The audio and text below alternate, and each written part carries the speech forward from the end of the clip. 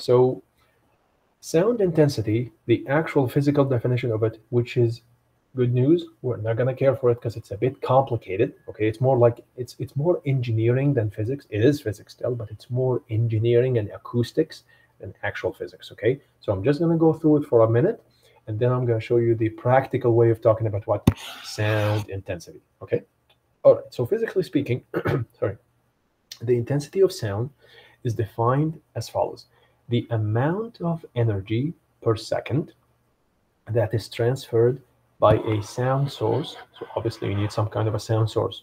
What could that sound source be? It could be a speaker, it could be a phone ringing, it could be me talking, it could be the tree falling in the woods, whatever. However, it's the energy given per second by that sound source, by my mouth, to a hypothetical sphere, okay, perfectly surrounding my mouth. And how big is the sphere? Well, it's not the size of the sphere that's actually important. It's the surface area of the sphere. The surface area of this sphere is 1 meter squared. So let me give you an example. Take a piece of paper. Take a piece of paper that is exactly 1 meter squared, okay, in area. Okay, so like a flat piece of paper. That's not the only way, but the easiest way, I guess, to make 1 meter squared out of a piece of paper is to have the length and the width both 1 meter. Basically, have yourself or get yourself a square piece of paper, 1 meter, 1 meter, 1 meter, 1 meter. Okay, so a perfect square of 1, 1, 1, 1. Okay, and then what? From this perfectly flat, from this perfectly two-dimensional flat piece of paper that's 1 meter each side, which is 1 meter squared in the area inside, curve it, okay, or basically wrap it around so it actually makes what makes a sphere. Obviously, because you still use the exact same amount of the piece of paper, you did not remove some of it, you did not add to it. That sphere, again, not the volume. No. Don't get it straight. It's not the volume of the sphere, like the inside air. It's the actual surface area of the sphere itself. It's still 1 meter squared. Okay, think about it. You did not misuse any of the paper. You still used the entire thing. No more, no less. The amount of area was conserved in a way. So that means what? That surface area of the sphere is still sorry, is still 1 meter squared. Okay, put that sound source right in the middle, or right, I should say, in the center of that sphere, and let it vibrate. So just like this. Imagine there's a sound source here. This is a speaker, like a disco speaker, for example, or like a stage speaker, and let it produce some kind of sound, maybe a song or like a monotone sound or whatever. And then the amount of energy given to the actual sphere itself in 3D, of course, is what they call what? Sound intensity. Okay, I'm pretty sure now you see why this is a very complicated way to actually define it. But guess what? This is actually the official way to define what? Not the official, the physics way to actually define what? The intensity or the loudness of, sorry, the intensity or the strength of the sound. Okay, the more energy, think about it, the more energy coming out of the speaker, or the louder the speaker is screaming, the more you're going to shake that sphere, or shake that shake. Remember, more energy means always more shaking. I mean, it makes sense. Okay, if I scream, I am shaking the air particles more amplitude, so basically I'm shaking them more away from their central position. If I'm just whispering, I am just shaking them a little bit from their central position. But if I'm screaming, I'm shaking them way too much. I'm moving them way too much from their central position. So that means what? If there's so much volume or loudness coming out of that speaker, that sphere, hypothetical air sphere or paper sphere, whatever, is going to be more visibly shaking now, and you can actually see the amplitude going up and down. Okay, well, this is a very hard way to understand, and to not to understand, but to even work with sound intensity. Well, the good news is there is a There's an easier way. And the easier way is the more common way that we all hear about all the time because we're always dealing with sound in our life. Okay? And that way is the what? Is the decibel scale. The decibel scale. So let's just read this together.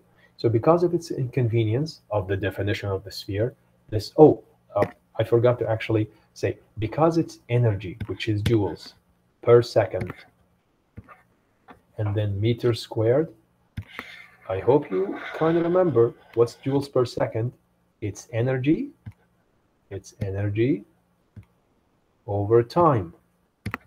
That's just what? That's power. And power is measured in what? In watts. So that's why the official what? The official unit for sound intensity is watts per meter squared.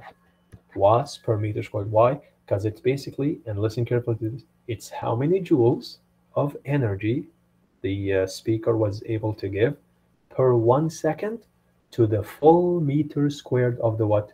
Of the hypothetical sphere. And I just said, I know this is a very complicated and elaborate way to understand it, okay? So, because of its inconvenience of even doing calculations with this is very hard because it's very geometric and it's very spatial and the math is hard and the geometry is not the best. So we will come up with an easier, more real, not realistic, but more practical scale, okay? And the practical scale we will deal with is the what? Is the decibel, okay? Or the dB. I've always seen as dB, and it's named after Alexander Graham Bell. The bell in decibel is actually after his name right here, okay? However, we have to understand something. The decibel scale is much easier to deal with practically, but it's actually based on on a math concept that I told you before when we did the whole radioactive decay equation. It's actually based on the logarithmic scale. Okay, logarithmic scale. So I'll give you an example. I'm pretty sure many of you hear about, when you hear about, the saying earthquakes, you always hear that the earthquake, was like 7 Richter scale, or 7, like 7 on the Richter scale, okay, or 8 or 9. By the way, I think the danger level really becomes very, very devastating once they cross 5 to 6 on the Richter scale, okay? Now, here's the thing, okay? Everyone, listen carefully. What does it mean to have 2 earthquakes on 2 different, I guess, 2 different regions of the world? One of them experienced an earthquake with a level 7 on the Richter scale, and one of them experienced, the other one experienced a level 8 on the Richter scale, okay? So one is 7, one is 8. What does that mean? So you might say, oh, one of them is one higher. But again, what does that mean as far as the shaking of the ground is concerned? We know that the level 8 is a worse earthquake and more destructive than the 7. We got that. The question is, how much? Like if you look at both of them, how much more did the earth shake in the 8 than in the 7? Well, here's the thing. Every difference of one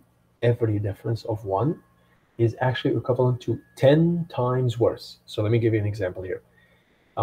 Between the 7 and the 8, between the 7 on the Richter scale and the 8 on the Richter scale, there's a difference of 1. That means the earth was shaking, like the pendulum was shaking. If you think of earth as a pendulum or any wave that goes up and down, the earth was shaking 10 times more amplitude than the one in the 7. So I'll give you an example. Let's say someone tells you, I witnessed the level 7 Richter scale earthquake, and I saw the ground, and I saw something on the ground, move up and down, 1 meter up, 1 meter down. So remember, that's basically the amplitude of the wave, right? It's how much you shoot up and then how much you shoot down. So 1 meter up of the central, 1 meter below the central, okay? If the other one is 8, that means what? It is 10 times worse, which means what? You would have seen not 1 up and 1 down, no, 10 up and 10 down. So you might say, okay, what if that was not an 8? What if it was a 9? What if we still had the 7? But the other earthquake was not just 8, it was worse. It was a 9.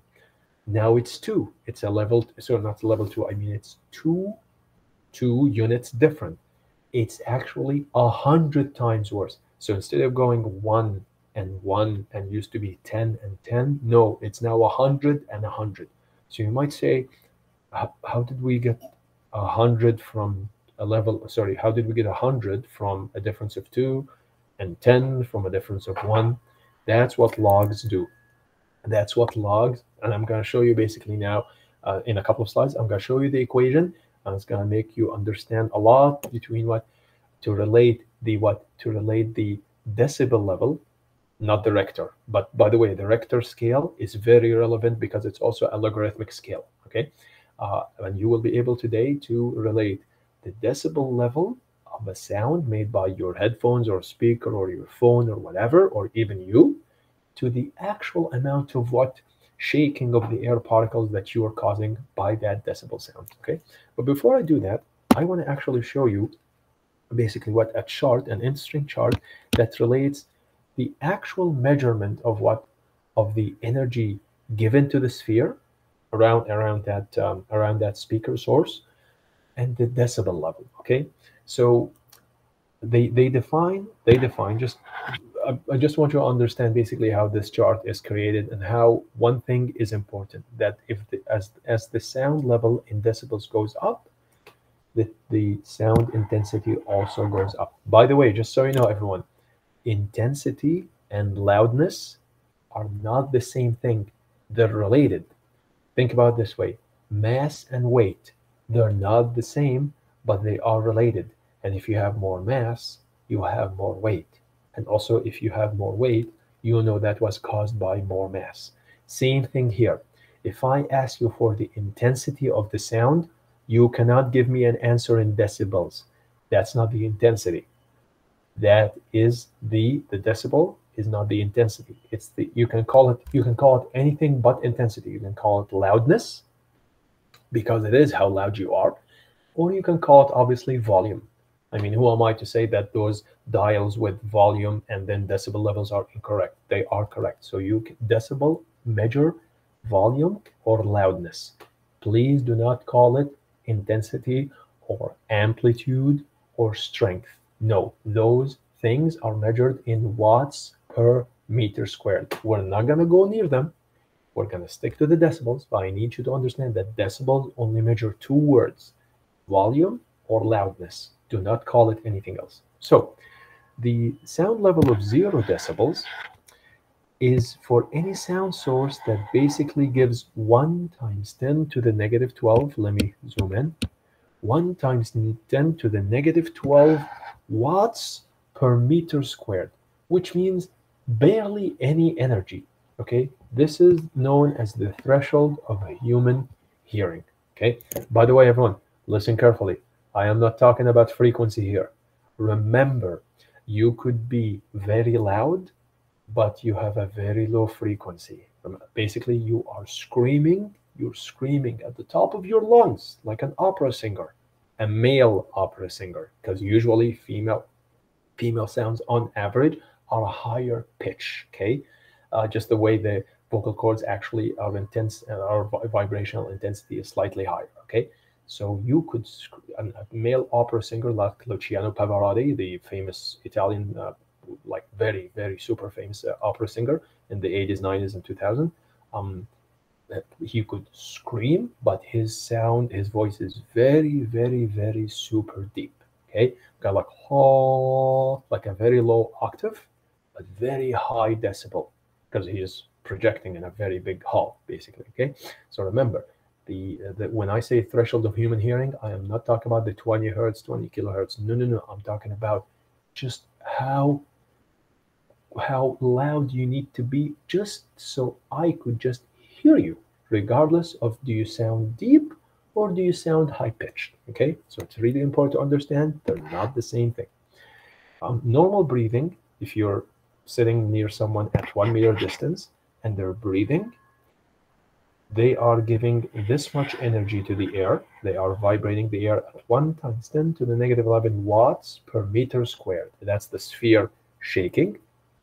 basic, but we're just going to care that their sound should not be breathing at a higher level than 10 decibel. I mean, that if they're breathing at a higher, they might have shortness of breath or wheezing and so on. Typical whisper also at 1 meter. So maybe you're standing basically with 1 meter, 3 feet between 3 feet between you and someone else, and you're whispering. That could be a sound that's produced at a decibel level of 20. Empty classroom is actually at what, at 30. That's basically what, just the vibration of what, like the like just the environment of the classroom itself and the actual sounds coming from outside, 30 decibels. Computer wearing, okay, at 1 meter distance, 40 decibels. Library, 50 decibels. Alarm clock ringing at 1 meter from you, 60 decibels. You can tell that makes sense. Those sounds are getting louder, louder. So that means the intensity of the sound is getting stronger. Okay. Vacuum cleaner at 2 meter. Now it's getting very, not annoying, but very loud, 70. Diesel locomotive, so basically like a truck or like an 18-wheeler and so on, 80 decibels at 30 meter even. You're very far, yet 30 meter is basically like almost like 110 feet. You're still hearing it very loud and clear.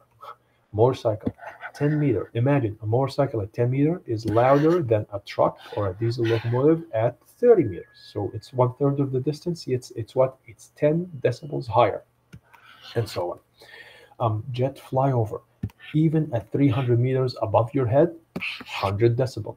Rock band. That's why they always say continuous exposure very close to the stage is very, very, very dangerous. 110 decibels. Jet aircraft engine at 80 meters, or a power saw, 120. Threshold of pain. Threshold. So now it starts getting painful and actually could lead to what? To neural damage in your ear. 130 decibels. Military jet taken off, like for example the carrier. Remember the carrier we did with the relative motion, and you are that's why they wear they wear the big earmuffs. The big earmuffs basically absorb the sound so much, so whatever gets to through to your ear is very, very not loud, is very quiet. Otherwise you're deaf immediately from just one jet takeover near you. 140 decibels. Space shuttle, even at 180 meters, 145. Sound cannon at 1 meter, 150. 1 ton of TNT, the explosive, at 30 meters. Okay, it could destroy 50% of a building, almost 180 decibels. Tornado, like a hurricane type climate event, 240. Atomic bomb vibrates the air at 250 decibels, which imparts 1 times 10 to the 13, or 10 terawatts per meter squared. 10 tera because it's 10 to the 12, so it's 1 times 10 to the 13, or 10 times 10 to the 12. 10 terawatts per meter squared.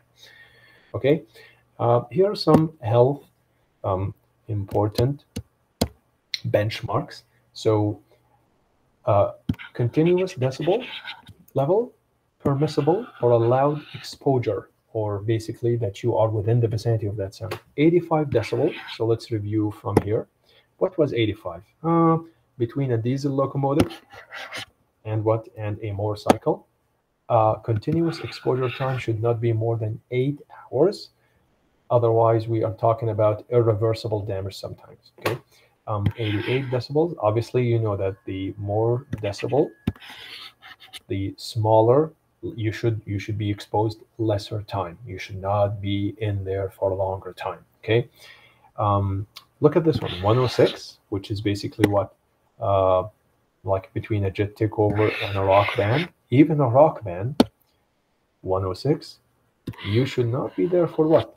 For more than 4 minutes. Obviously, we know that the sound of a rock band concert is going up and down, so you're not physically under 106 decibel all the time. But again, if you are very close and you're listening to a very loud band with insanely powerful speakers, you are really, really, really just playing very dangerously with your hearing abilities. Okay, 115. You should not be there for more than half a minute. Half a minute is all that's permissible. Okay?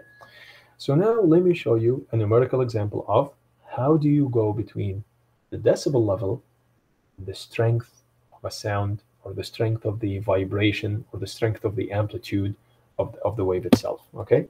So here's a very classic problem. Consider two sounds. Okay?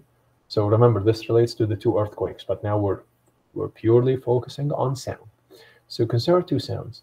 An alarm clock at 60 decibel. I just took the values. By the way, I just took the values from the chart. An alarm clock at 60 decibels, and a vacuum cleaner at 70 decibels. Okay. So we know. Okay. So let's just stop here. We know now for a fact. Obviously, that means what? That the vacuum cleaner is louder than the what? Than the alarm clock. Why? Because the decibel level of the vacuum cleaner is bigger or higher than the decibel level of the alarm clock. The question is, if I have the ability to see the air vibrate, we don't, but if we did, if I have the ability to see the air vibrate, how much stronger does the 70 decibel sound make the air shake if I compare it to the what? To the 60 decibel sound. If I was able to see the air around the alarm clock, if I was able to see the air around the vacuum cleaner, how much amplitude difference would there be between the vacuum cleaner compared to what? Compared to the alarm clock? Okay, I will give you the easiest way to do any one of these problems. It's only 3 steps, literally just 3 steps. Step number 1, everyone. Step 1. Step number 1. Step number 1 is what? Take the difference or the subtraction between the what? Between the decibel levels. So just subtract 70 decibels minus 60 decibels. Obviously, you always want to subtract the bigger one. By the way, there's supposed to be nothing negative here. Okay, we're talking about like actual shaking of the air. There's nothing negative here. So 70 decibels minus 6 decibels. Well, obviously that's an easy one. That's perfect 10 decibels. All right, that's step number 1. Step number 2. Step number 2. I don't know if many people know that deci, D-E-C-I, is actually one of the scales. It's not a famous one like the milli and the mega and the giga and the big and the small ones, but it's actually there. It's actually one of them. And it actually means a part of 10. That's why it's called the decimal system. Okay. So basically 10 decibel, or there was an old unit that I remember even being taught back in grade school, 10 dm, decimeter. 10 decimeter is just 1 meter. So think about it this way. Okay, I'm just going to go like for just give you an example for 30 seconds. We know that a meter stick, 1 meter stick, is 100 centimeters. We all know that. Okay, we always and we never need to talk more about meters and centimeters. We always say that 1 meter, is 1 meter is 100 centimeter. Okay, they used to also teach another unit saying those 100 centimeters are also what? Grouped in parts of 10. So those 100, 10, 10, 10, 10, 10, 10, 10, 10. So basically, that full meter stick that we know already it's 100 centimeter, I'm going to pack each 10 centimeters into one. They used to call that a decimeter. They call that a decimeter. So since 10, 10, 10, 10, 10, 10, it's like it's like I'm going to give you $100, but I'm going to give it to you in what? In $10 bills. Obviously, I have to give you what? 10 of those, because 10 times 10 will be the 100. So they used to call it 1 meter, 10 decimeter. We don't need to know that. However, it's actually the same thing as this one. So that means what? The second thing is you need to go from the decibel scale to the, and I'm not kidding, that's actually the name for that too, the bell scale. I mean, think about it. If there's a decimeter and a meter, if there's a decibel, there's also a bell. So the second step is you divide by 10. So you take the 10 decibels, you divide that by 10, you get yourself 1 capital B, which is 1 bell. Again, I'm just going to relate it to the meters. If 10 decimeter is equal to 1 meter, then 10 decibels is equal or equivalent to 1 bell. literally bell, just bell. Okay. Step number three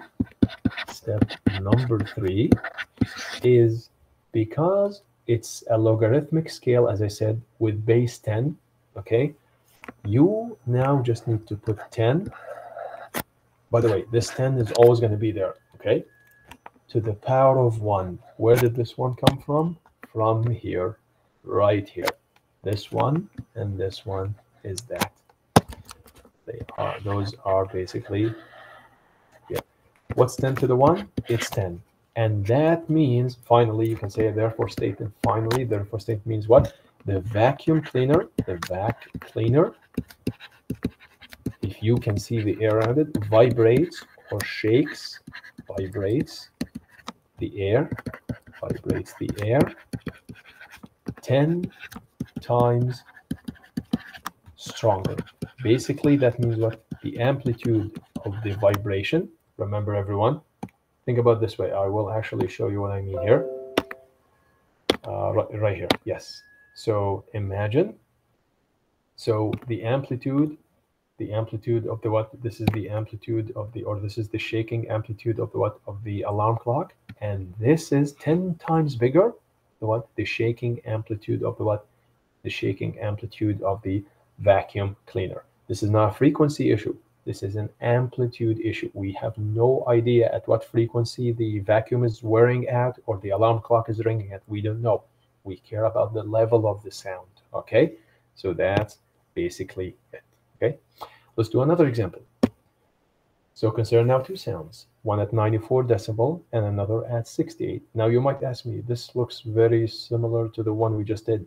True, but now the numbers will be decimals. See, the numbers I used before, if you remember, were 60 and 70. Clean, nice, and the difference was a perfect, intended, on purpose, 10. Well, guess what? Now my numbers are not super clean with a 10 difference, but it's still the same thing. I'm asking you, there are two sounds. One very loud at 94 decibels, another not so loud at 68, but still audible. How much stronger does this one shake the air compared to this one? Well, same thing. Step number one,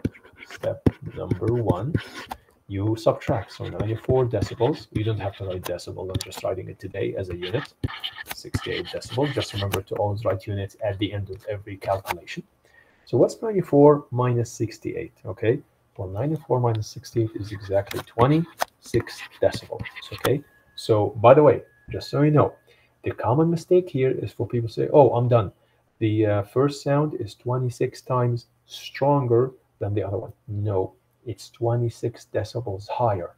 That is not the same thing. You're still 2 steps short, remember? You're still 2 steps short, okay? So let me just check. Yes, 68 plus 30 is 96. Yeah. So step number 2, remember, if there's a decibel, there's a bell. So step number 2. So now I have to what? I have to slash my scale by 10. So I have to take my 26 decibels and divide them by 10. I get, see, that's why I came up with this example, because now we're going to have to use this as a power on top of the 10. So step number 3 is simply just going to be 10 to the power of 2.6, which you can never guess that one like, you know, like mental math. You actually need to plug it in. You actually need to plug it in. So here it is. So 10 to the power of 2.6. And there we go. So let's keep it to, I guess, I know sig figs, but let's just keep it to 398.1. 398.1. Don't write decibels. Don't write bells. Don't write anything. This is not a decibel or a bell. This is just how many times is the first sound stronger compared to the second one. So that means what? This means, therefore, the 94 decibel sound shakes the air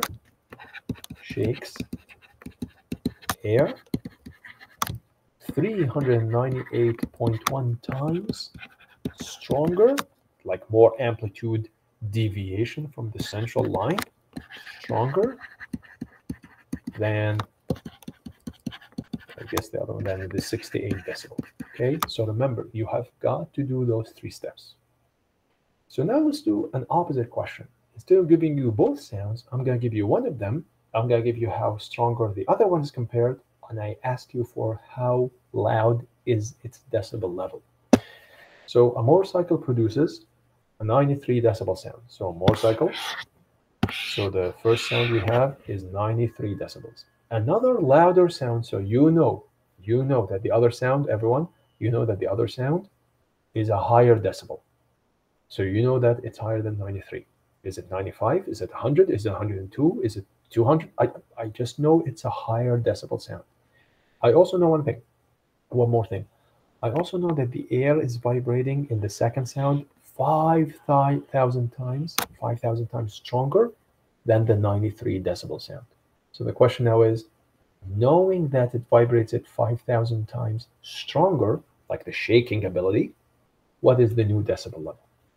Because this is a reverse problem, we're going to do the same 3 steps, but instead of starting with step 1, step 2, step 3, no. Now we're going to start at the bottom. So here's step number 1 now, okay? And I don't want you to get confused by what I'm going to do right now. The opposite of doing an exponential is taking the log. So now we're going to log 5,000. By the way, everyone, just so you know, never do ln. There's a button with ln sometimes. ln, no. It's not a ln equation, it's a log. It's a log with base 10. Those of you who did grade 11 and 12, maybe exponentials and advanced functions, they will understand what this means. I just want you to basically know that you need to log the 5,000. All right, well, I don't know what that is. I'm just going to plug it in here. So I have to clear, clean, and then I'm going to do 5,000. And I have got to hit this button, everyone. This. See, not this. Here is ln. No. I need log. There we go. So 3.6989. So I'm going to say 3.7. 3.70. If you remember what we did here, this is this number now. What did we do with it? Well, we divided by 10, but now because I'm doing everything in reverse, I need now to what? I need now to multiply. So now step number 2, you take this 3.7 and you multiply by 10. So you get 37 decibels. You get 37 decibels. And what is step number 3? Well, you know that your next sound or your other sound is louder. So what do? Instead of subtracting, you add it to the 93. So now you do 93 decibels plus 37 decibels, which is apparently exactly 130 decibels. Again, everyone, let me show you. How do you check? Well, you check by literally doing this problem, but by knowing that you have the sounds that to be 93 and 130. So let's check. Step number 1 was 130 decibels minus 93 decibels. That gives me 37 decibels. Step number 2 was 37 decibels divided by 10, which will give me 3.7 bells. And finally, we will do 10 to the 3.7. Guess what? I know for a fact this will get me very close, again, because I rounded, very close to 5,000. 10 to the power of 3.7. Yep, 5,011. Like 5,000. Again, it's because of the rounding in this one. This is why this works. Okay. The last thing I want to finish with is, I like to call it, and I'm not kidding, a real Mr. Ramadan example. I told you before, every time I do the videos, I have to lower my voice. I can't lower it while actually speaking. So what I do is that I have a website that actually decreases the volume. Okay. So let's actually see how much do I tend to usually decrease my volume. Okay. So I will tell you what I choose, and I've never worked it before. So let's work it out together now. let's actually see how weaker that makes my sound. So I always use this website. I'm going to show you right now. I'm serious. This is the actual website. This is called File Convert To. Here it is. And I go here, boost. No, of course I'm not boosting, but it actually gives me what? Look, it gives me the option to either increase or decrease the volume. I choose decrease. And then I always go 6 decibels, 6.57. Let's go with 7, okay? So what I'm going to say is this. Let's say my voice right now, actually, let's go back to the chart, everyone. Let's go back to the chart. Apparently, I am talking, so probably I am like in a library, between library and alarm clock at 1 meter. So I'm going to say that Mr. Ramadan takes his voice from what? From 5, sorry, we said 50. Was it 50 or 60? 1 second here. It was between 50 and 60. So let's say 55. 55 decibels, and lowers it by 7 decibels. So 2 questions now. Number 1, what's the new decibel level? Number 2, how weaker is it? So let's do part A. Part A. What is the new decibel level? Well, that's easy. We just subtract. That's just 55 decibel. Take away 7. By the way, this calculation is not related to those 3 questions. No, here I'm just telling you I took it from 55. I took it 7 levels down. Okay, 7 decibels. So apparently, what's the new decibel level? 55 minus 7 is 48. So the question now is, how weaker is the 48 decibel that you guys hear when you listen to my YouTubes compared to what?